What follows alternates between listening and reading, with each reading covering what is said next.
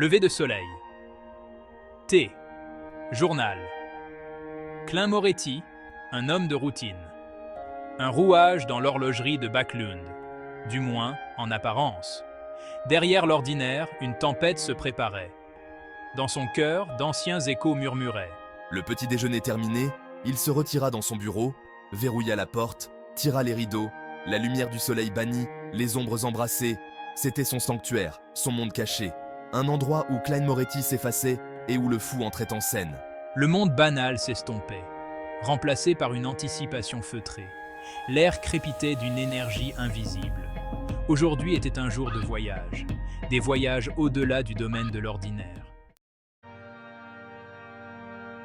Chaque pas précis, chaque geste mesuré.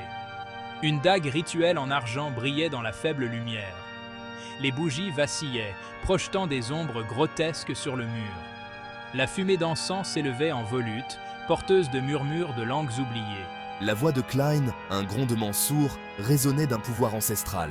Il invoquait des divinités oubliées, murmurait leurs noms avec révérence et crainte. La pièce vibrait, entité vivante au bord de quelque chose de profond. L'air se fit lourd, épais d'anticipation et du poids de mystères invisibles. Chaque mouvement, chaque parole était un pas de plus vers le voile. Un pas de plus vers les secrets cachés dans le brouillard gris. Des doutes, comme des fantômes, dansaient à la limite de sa conscience. Pouvait-il contrôler ce pouvoir?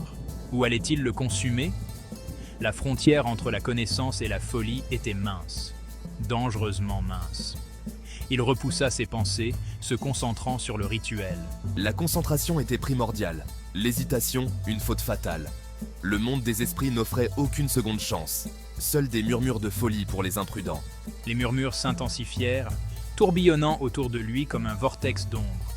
Il sentit une froideur s'infiltrer dans ses os, le glaçant jusqu'à la moelle. Pourtant, il continua, sa résolution inébranlable. Le rituel atteignit son apogée.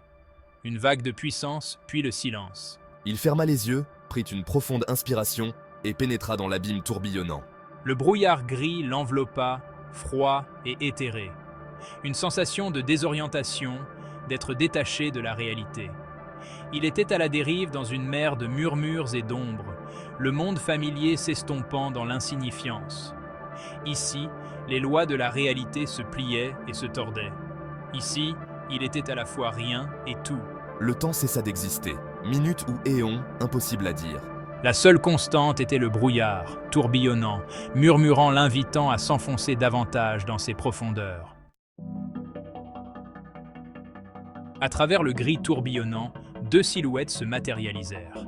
Justice, sa présence aussi nette et précise qu'une lame tirée, et le pendu, enveloppé de mystères et d'intentions voilées. La scène était prête pour une rencontre au carrefour du destin. Leurs paroles résonnaient dans l'air, chaque syllabe chargée de significations cachées. Klein écoutait, observait et apprenait. Le brouillard, réalisa-t-il, n'était pas qu'un lieu, c'était un conduit, un chemin vers des vérités dépassant l'entendement humain. Leurs paroles étaient une clé, ouvrant des secrets longtemps cachés. Des secrets sur la nature de la réalité, le pouvoir de la croyance et l'attrait séduisant de l'inconnu. Le brouillard, commençait-il à comprendre, était le reflet de sa propre âme. Un miroir de ses désirs les plus profonds et de ses peurs les plus sombres. La réunion prit fin. Les silhouettes s'estompèrent dans le gris tourbillonnant. Klein resta, à la dérive mais étrangement ancré. L'expérience, troublante, exaltante. Il avait plongé son regard dans l'abîme et en était ressorti changé. Il comprenait désormais le poids de ses capacités, la responsabilité qui accompagnait le fait de manier le pouvoir du divin. Le brouillard gris, autrefois source de peur, exerçait désormais sur lui une étrange fascination. C'était un rappel de l'immensité inconnue, des possibilités infinies qui se cachèrent derrière le voile de la réalité.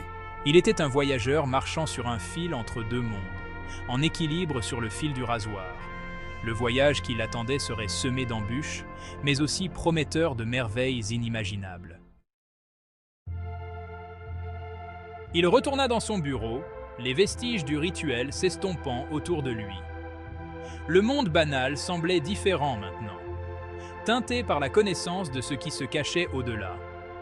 Le brouillard gris persistait dans son esprit, rappel constant des secrets qu'il recelait. Il l'attirait, lui murmurait des promesses de pouvoir et d'illumination. Et Klein, à jamais changé, savait qu'il ne pourrait résister à son appel. Le jeu avait commencé, le voyage était loin d'être terminé. En réalité, il ne faisait que commencer. Le brouillard gris attendait, et Klein Moretti, le fou, répondrait à son appel.